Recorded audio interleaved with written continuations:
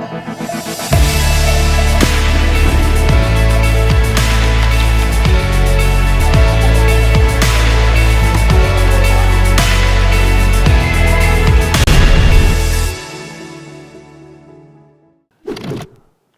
one mic. Can you hear me? Yeah. If you have to choose, you want me on the mic.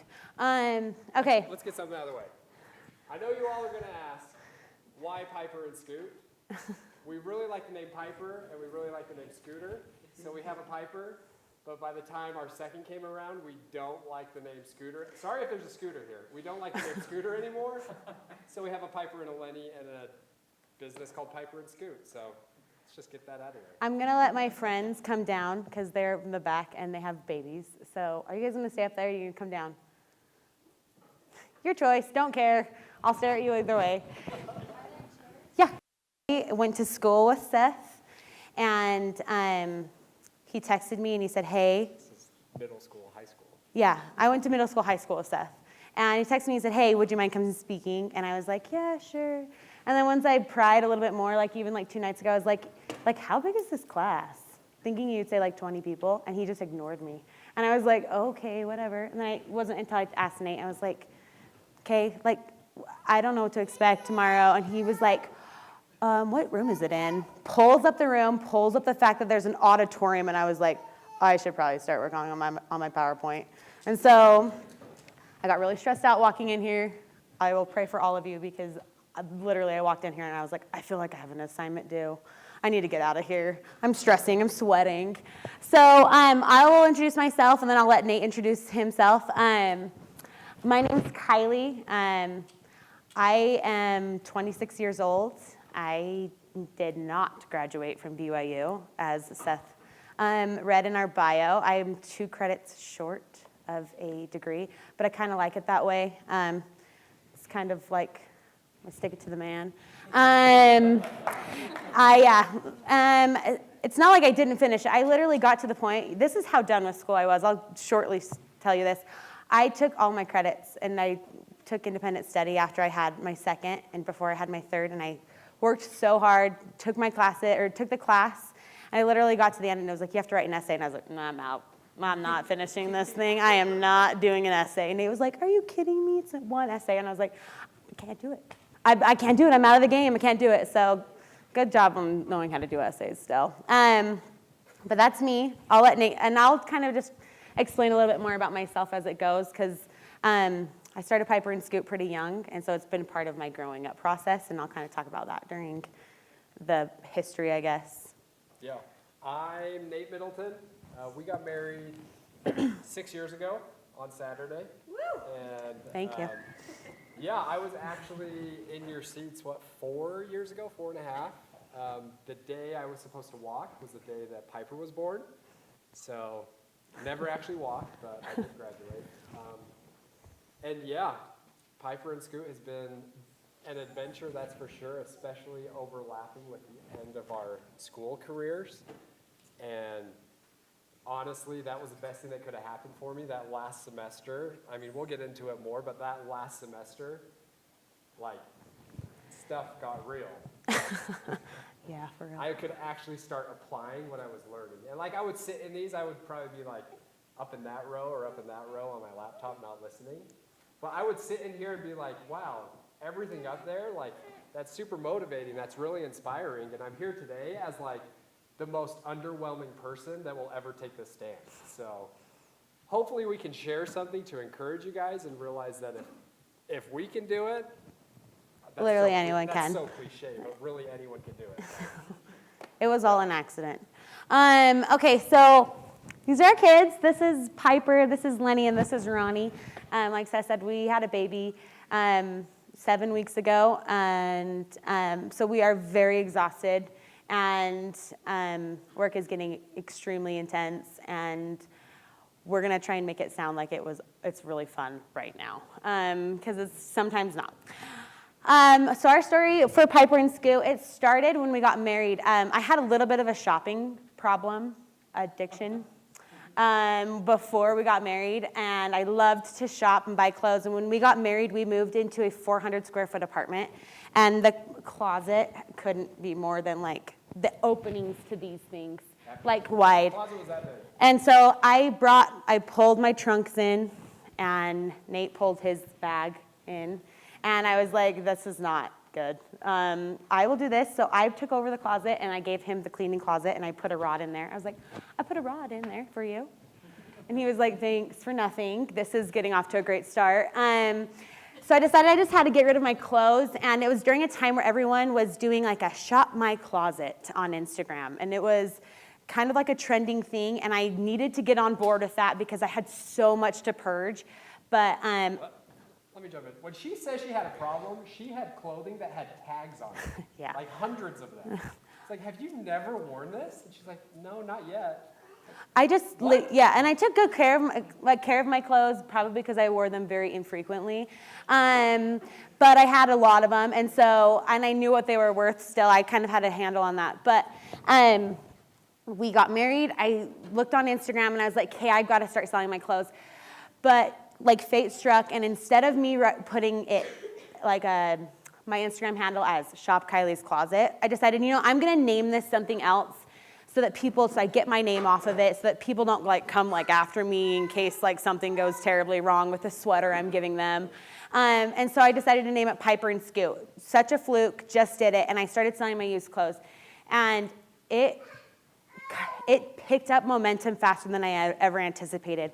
And I soon ran out of my used clothes, and at that point, I had this money, and by raise of hand, how many of you are married in here?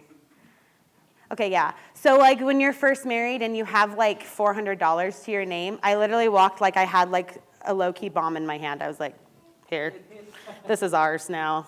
And I was low-key dying inside as well because I was like, oh, my clothes. Here you go. I really would like to buy new clothes, and Nate was like, no. He's like, I'm not touching that. That's yours. And he's like, but what I think you should do with it, and I'm like, yeah. And he's like, but what I think you should do is, I think you should start a clothing company with it. I think you should start a boutique like you wanted to. And history on me, I worked at a clothing boutique for a solid 8 weeks before I got fired and told I wasn't cut out for the fashion industry. And I still run into my boss now at shows and everything, and we're cordial. I can't imagine she feels good about what she said, but whatever. We've moved on, I think.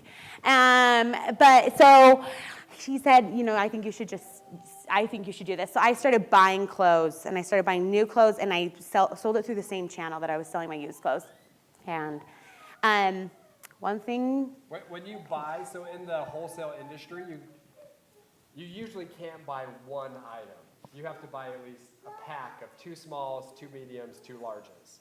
So she bought her first pack of 6 shirts. And I remember her being like, I just spent all my money on 6 shirts. Yeah. Well, okay, got to sell them. Let's go sell it. And then 6 shirts turned into 12 shirts.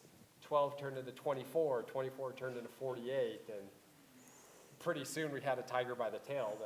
That's what our parents always tell us. That you have a tiger by the tail, like you can't keep in front of it. Yeah. As So you can imagine, it quickly outgrew our 400 square foot apartment. yeah, so we outgrew our 400 square foot apartment. I have pictures. This is the first place that Piper and Scoot was in. It was in our living room, and Nate built me those racks out of pipe from Home Depot.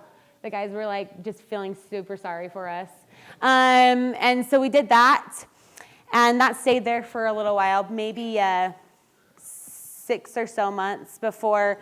We had to kick the tenants that were out underneath us in our new place out, and we took over the basement. My parents rented us the house, and they charged me a whopping, I thought my parents would give me a discount, like they'd be like super cool about it, but I went to my parents and I was like, hey, I want to take over the basement lease, and she was like, well, great, they pay $600. I was like, okay, but I'm your daughter, so she's like, okay, so I'll see $600 at the beginning of the month, and I was like, oh, gosh.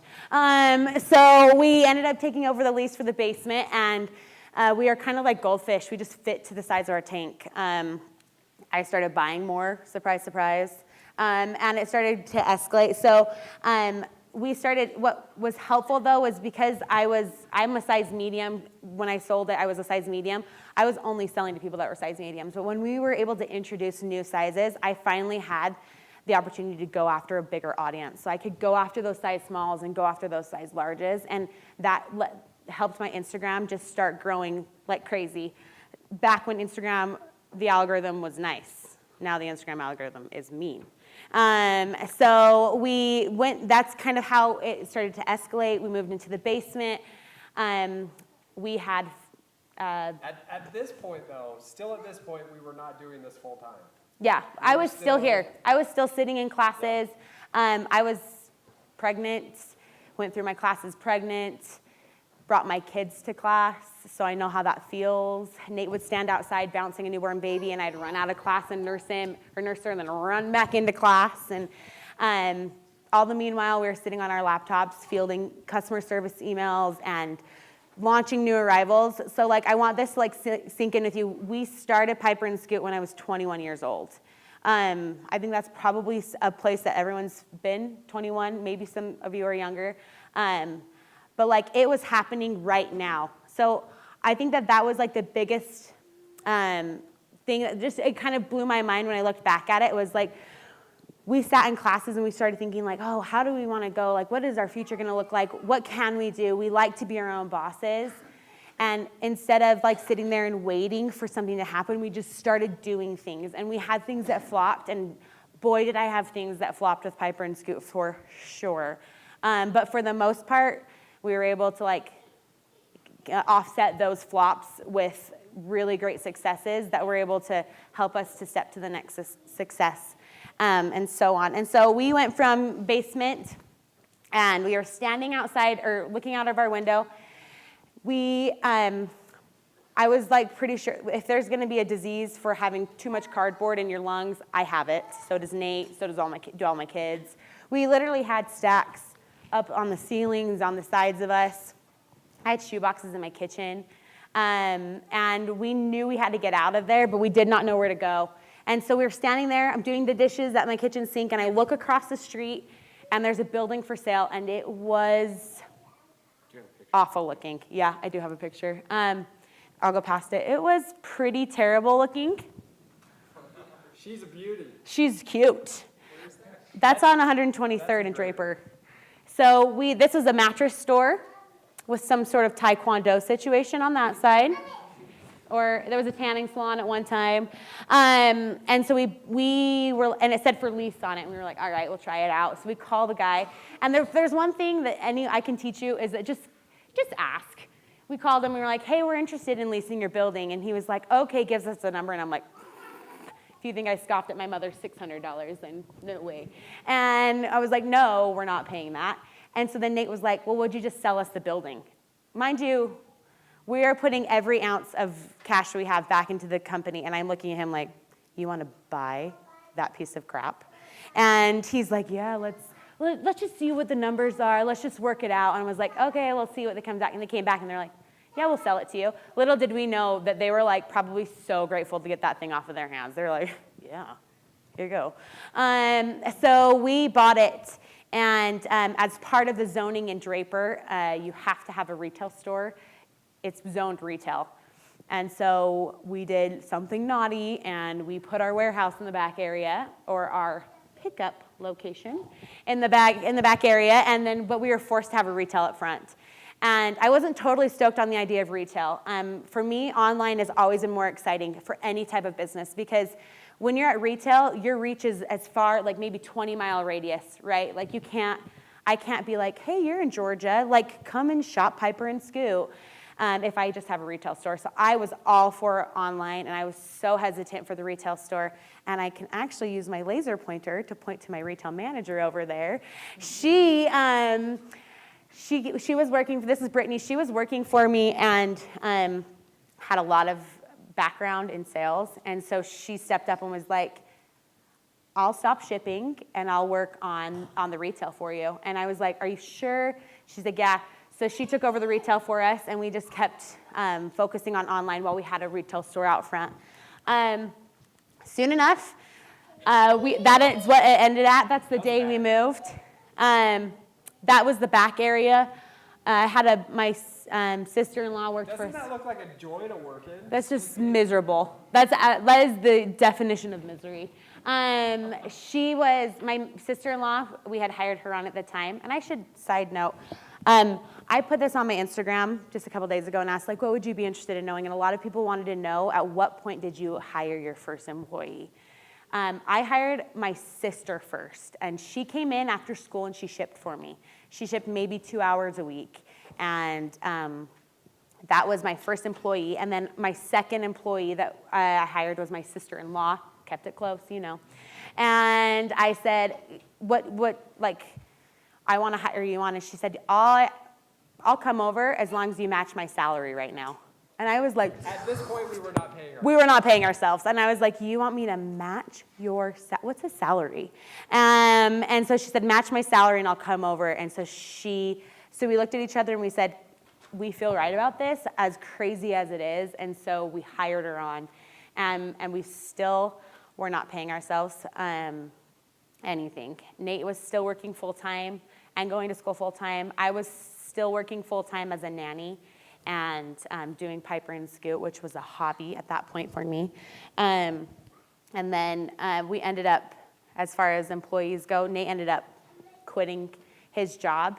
And let me tell you, as far as that goes, that night that my husband quit his job, I did not sleep. And not like, I didn't sleep like restless sleep. I literally sat in bed just like this. And he would be like, you good? I'm like, yeah, I'm fine. I was not fine. I had to replace my husband's $2,000 income a month.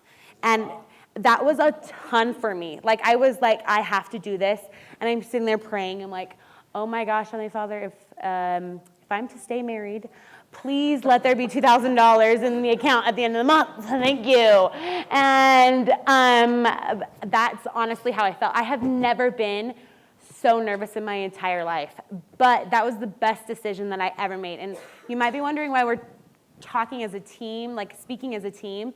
It's because had I stayed doing what I was doing as Piper and Scoot, it would have remained a hobby for me because I loved going to school. And I was pregnant at the time that he quit, and I was fully intending on staying home and being a mom and doing this on the side. And I was like, for him to just like come and say, no, let's do this full force, I was like, whoa. And it was a major point of pivot in my life. And I was like, okay, like if that's gonna happen, it's gonna happen.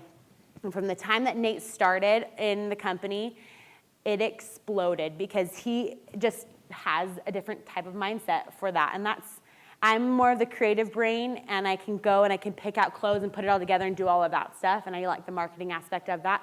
And Nate is numbers. He can spit them out like a freaking computer. And he knows what's best, and he's made a lot of great choices for us as far as the business side goes because he knows the numbers so well. So where I know I have a weakness, he definitely has the strength in that. And so that's why we're speaking as a team, because there would be no Piper and Scoot where it is today if it was not for the combination of the two of that. So I think that that's so important. If you're looking to do a company in the future, just know that you may have weaknesses, and to acknowledge that weakness is not a bad thing. I am not good at retail. Clearly, I got fired. Brittany's great at retail, and so that hire was so important to me, and I knew that that was a good choice for me. So we were always hesitant to hire, very slow to hire, but very methodic about it. And when we did hire, we knew that those people would be sticking around with us. And still to this day, we have, I think probably with the exception of my sister who moved away, we have all of our original hires with us still. Let me jump in and tell my side of the story really quick. So the reason I had to quit my job is because it was my last semester here at school, and I could no longer do night classes. Like, I was doing as much as I could at night so I could keep that job. Last semester, I had one choice of class, and it was right smack in the middle of the day. And so I was like, well, I can drop out of school and keep working a job I don't like, or I can quit my job and finish school. So we talked about it, and I had to quit because I wanted to finish, but quitting is when stuff got real again, for lack of a better word, right? Because quitting made it it made it sink or swim at that point. Like, I'm an emotional guy, and I don't know why. But He usually blames it on my pregnancies, but he can't anymore. pregnancy is real, I tell you. No, but really. He's it still was- in postpartum. Yes, you know. Anyway, so it made it real, though. It was sink or swim, and we had no idea what we were doing. We're like, well, let's figure it out. Yeah. And I don't know if, is Ron Lindorf still a teacher? No, probably Has not. anyone Ron Lindorf? heard of, like, the legend of Ron Lindorf? Maybe not. Probably. I'm like 5 years older than you. Anyways, he was an adjunct professor, and I took his class, and can't even remember the name of it. The entire class is setting goals to start or grow a business. That was the worst class that's ever happened to me as well. It was the best class for him, but the hardest class because Nate came to me and he said, okay, so I'm quitting my job. That was a big thing, dropped on my lap. And then he was like, and also I'm taking this class and my grade depends on our sales. I said, that's hilarious.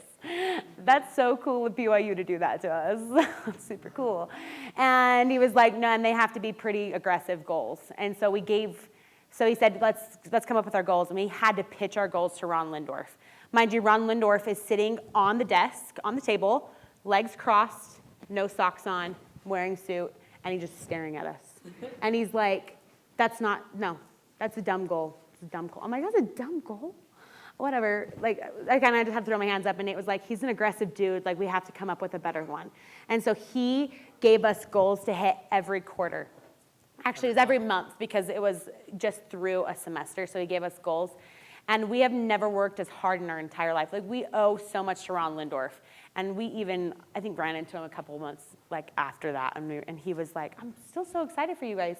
That was really cool that we did that. I was like, you dragged me through the mud. And so that was like a really important turning point for Nate and for us as a company. We kept just like, I hope you guys realize that during all this, I was literally still sitting in your seats. I still came in here. I still worked my tush off sitting in those seats waiting for Nate to get out of class.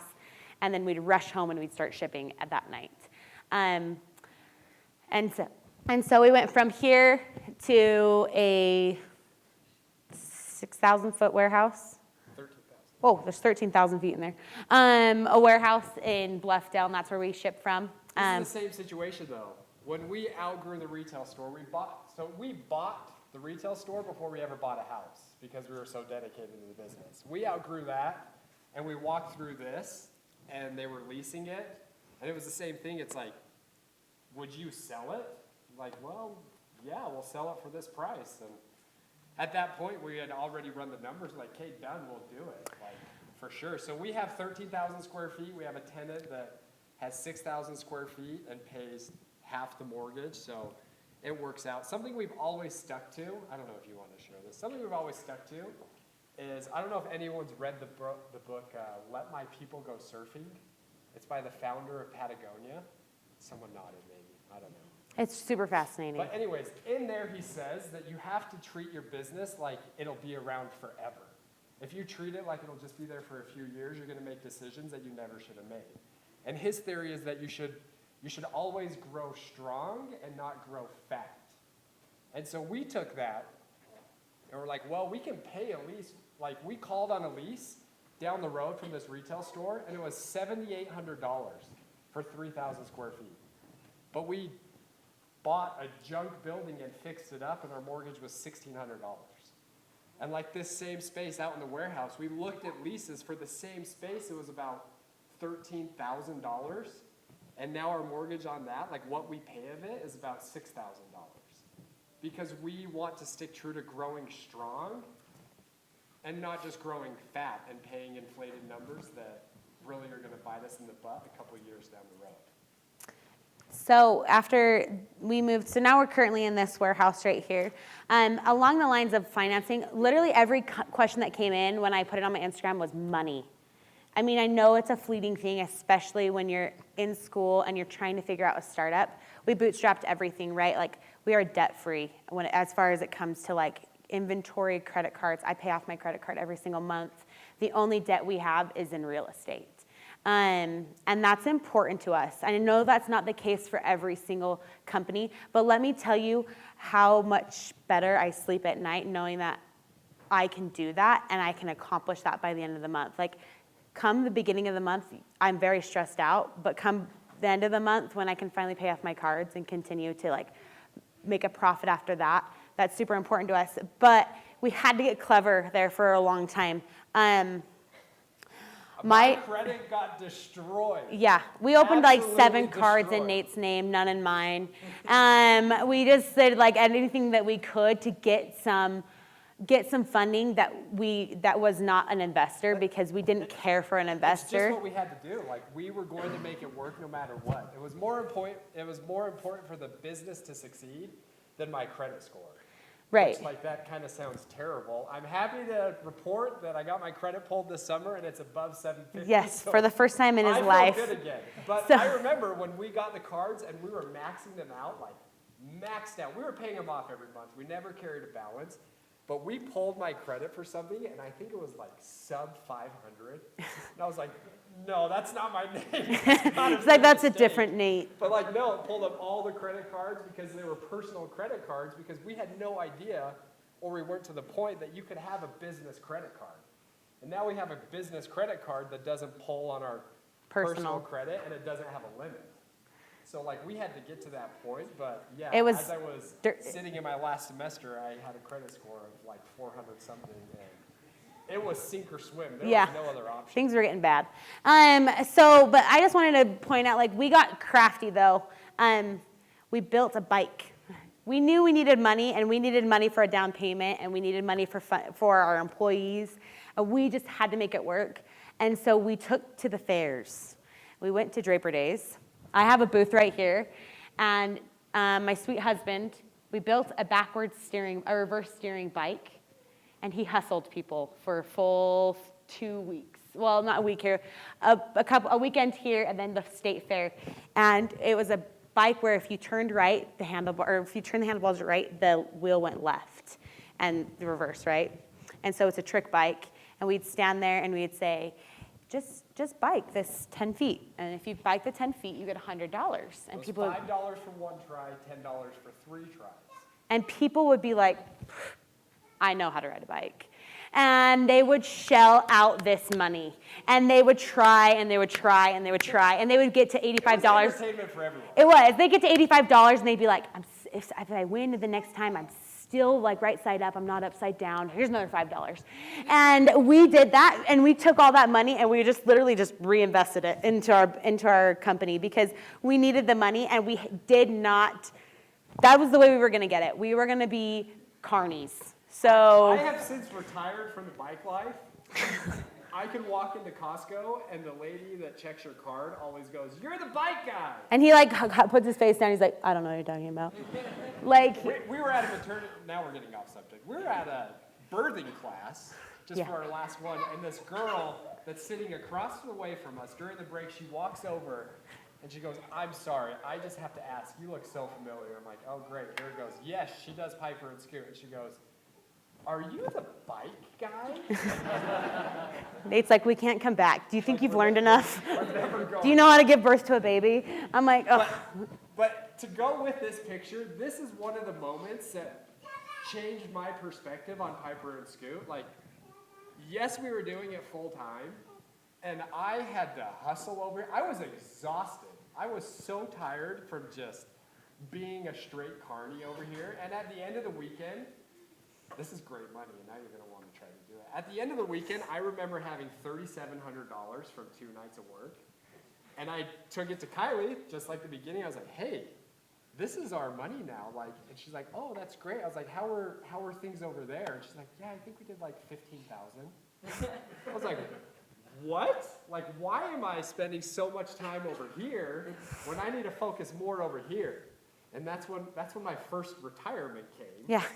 And I jumped in. First series of retirement. 2 feet again. Like, no, this has to work. There's something over here that I just wasn't seeing it. Like, I saw it, and I saw how much it meant to, like, everyone, and I saw that there was potential, but I had no idea one, how much women spend on clothing, and two, how often women buy clothing. Like, we joke about it, but when I shop online, the first thing I do is sort price low to high, and then once it gets above like $10, He's out. I'll get back to you in the fall when it's on sale. Like, that's how I shop. And so I didn't really get it, but that's not how like the general consumer shops.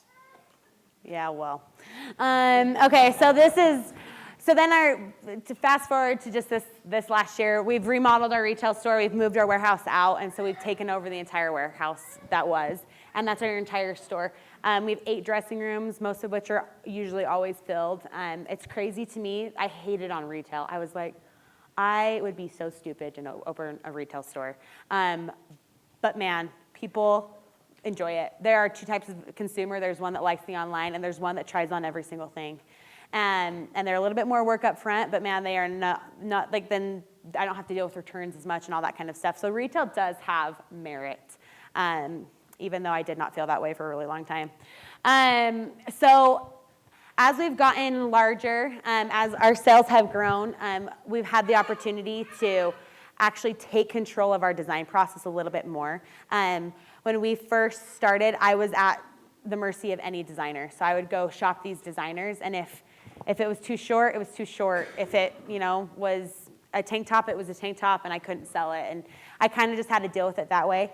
And we finally got to the point where I started to have a little bit more of a voice, and I was buying big enough minimums that I could dictate a little bit more. So I would say, you know what, I like this dress, but if it was 3 inches longer, I would buy 120 pieces in it. And these people would be like, well, I'll make it 3 inches longer, no big deal. And so then they started making it 3 inches longer. And then after that point, our minimum started getting even bigger, and we started having people approach us about, hey, we can manufacture things for you. And I was like, okay, like we can try it out. Like, I don't care, like we'll see how it goes.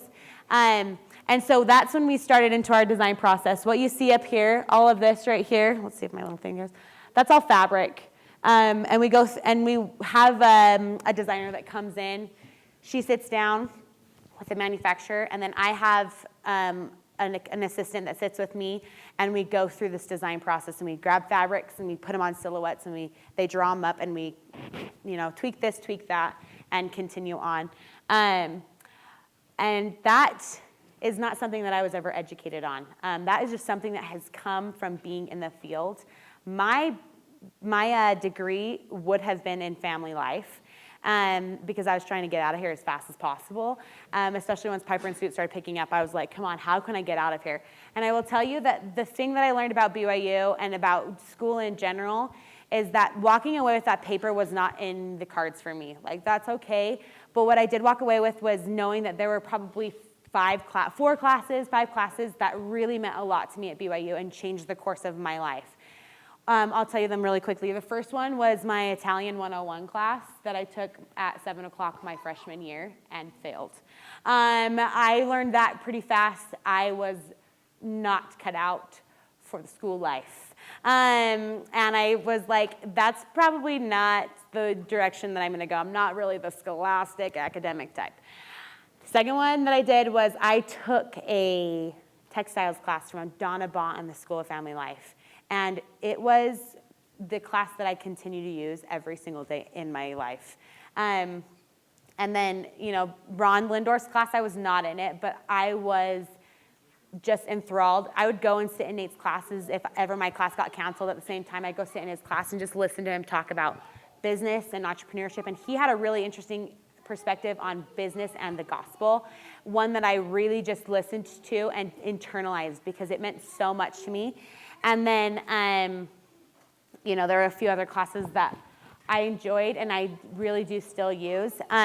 So my takeaway, and it's something that I always tell people that ask me, is create your own major. Now looking back at it, I guess there is a design major here now after I've graduated, and they like to put my Piper & Scoot website up on the wall and say, look, she graduated from here. I'm like, I'm still waiting for my paper, if that's the case. So they have, I think a design, segment aspect kind of now. Maybe it's a major, minor. I really don't know the specifics of it.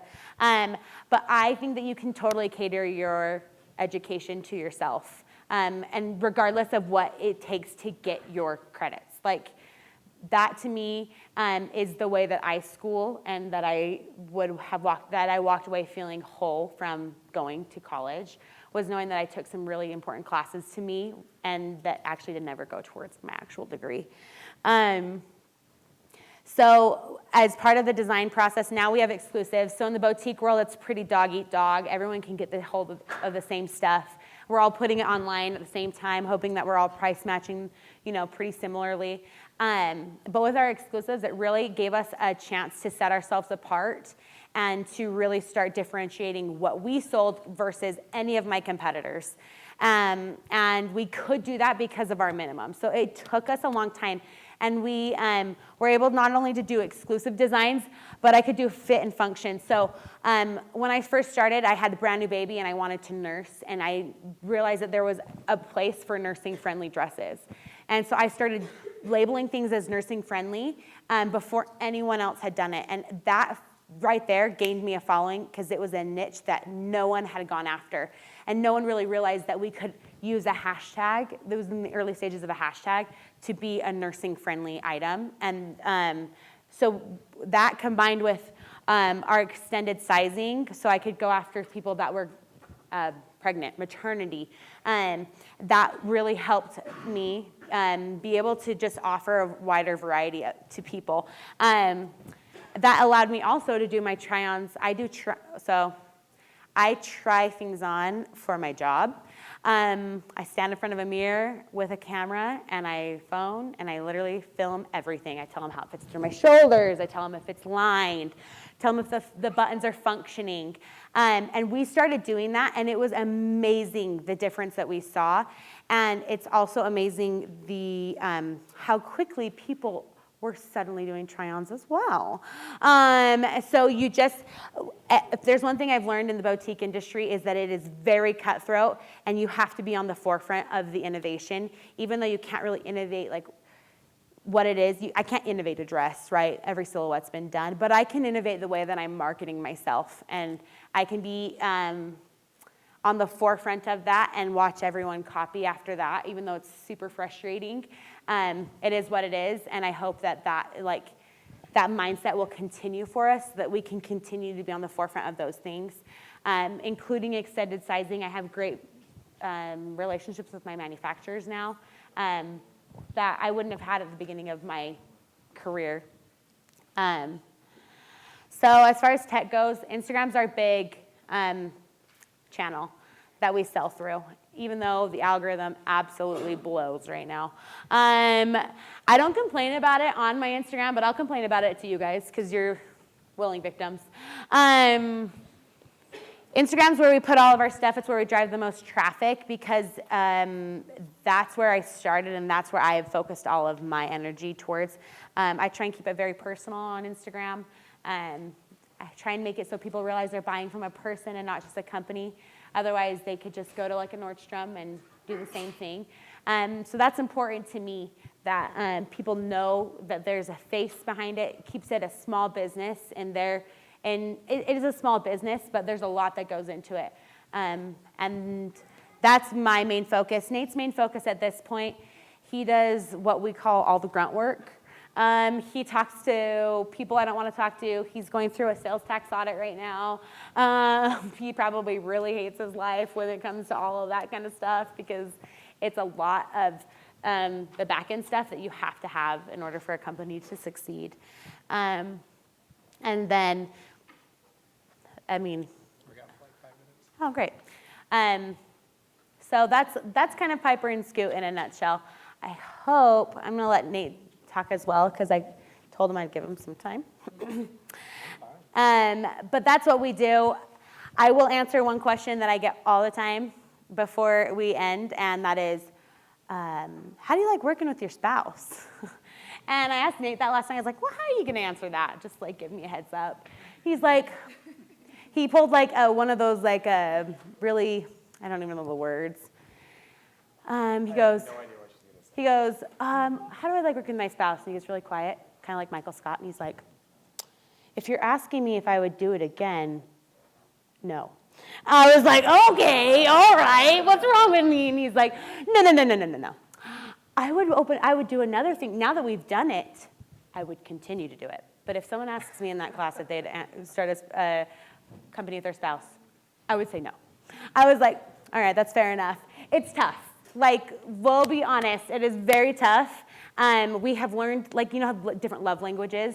We have learned like a sixth love language, and that is, I love you as long as we're not at the office. And when we're at the office, we talk like we're at the office. And then when we get home, we can be married again. Because it really is kind of, it's a double-edged sword. You're dealing with a lot of money. We're dealing with a lot of debt. Like, at this point, and this is probably just going to make you your heart just want to drop. But at 26, I have $8 million in debt. So that's pretty cool. No. And I have 3 kids, and I have a lot going on. And so that can get really taxing, but through it all, like, it is so rewarding at the end of the day to know that I dictate my paycheck. And I think that none of you would be in here if that wasn't at all a little bit enticing to you. Like, I can make as much money as I want to. I'm never going to get capped at a salary. And I will never get capped at a salary. Now that I know what I'm capable of, if it's not Piper and Scoot, it's going to be something else. Like, we're really interested in real estate, so we work on that on the side because we want to be as diverse as possible, and we want to know, like, that we're building something strong and not something that's just going to be swept out from underneath our feet if a recession hits or something else happens. So even though, like, we don't carry inventory debt and that kind of stuff like that, like, we do have a lot of stress that lays on us, and we're okay with that. And we've had to really reconcile that with our being married and doing that at the same time. Like, I don't ever want you guys to walk out here and be like, Piper and Scoot said it is a dream to work with their spouse. And so let's try this, because it would be like, you'd be like, oh my gosh, do I like you? Kind of thing. Like, you get to those points where the going gets really tough and you have to just really bear down. And what would you say? Yeah? It's all been a dream, is what I would say. Oh, gosh. No, to wrap it up, if there's anything that I've learned, it's that don't be afraid to jump in, even if you think it's like a small opportunity, because you can't see the bigger picture. Like, you just can't right now. Don't be afraid to give it your all, even if your professors say it's not a big enough market. I had a professor say, like, yeah, that's not a big enough market for this project. Like, let's have you choose a different company. And if I were to go back to him now, I'd be like, guess what, bud? It's a big enough market. But no, like, don't be afraid. Like, just start. Like, no matter what it is, this is the best time to start. Like, we look back on it now, today, we could not do what we were doing 4 or 5 years ago. Even with a newborn, even going to school, it was so much, I don't want to say easier, but more convenient to do it then than it would be to do it now. So you've got nothing to lose. If your business flops, if your idea flops, guess what? What's the worst that can happen? You move back in with your parents, or you live with a friend for a while? Like, your worst case scenario is nothing compared to what it will be in 5 years or 10 years or 15 years. You have the best worst case scenario right now. So take advantage of that. If you really want to own your own business, if you really want to be your own boss, just go for it, because the worst that can happen is not that bad, really, unless you do something illegal. Don't do that. And land yourself in prison. Yeah, and I will say that I think I see more women in here than when I was in the class, and I say power to you. I know more successful women entrepreneurs our age than I do men. That's not a bash on the men by any means, but there's just something in the women our age that they are motivated, they are dedicated, and they don't have the same fear that I have as a guy. Like, that's why she was able to jump in from an earlier stage than I did. I was hesitant. I was like, I've got to bring in money. I've got to have a paycheck. But just forget those fears and go for it, because you have nothing to lose. Okay. I don't know how much time we have. Thank you. Yeah, let's give the Middletons a round of applause.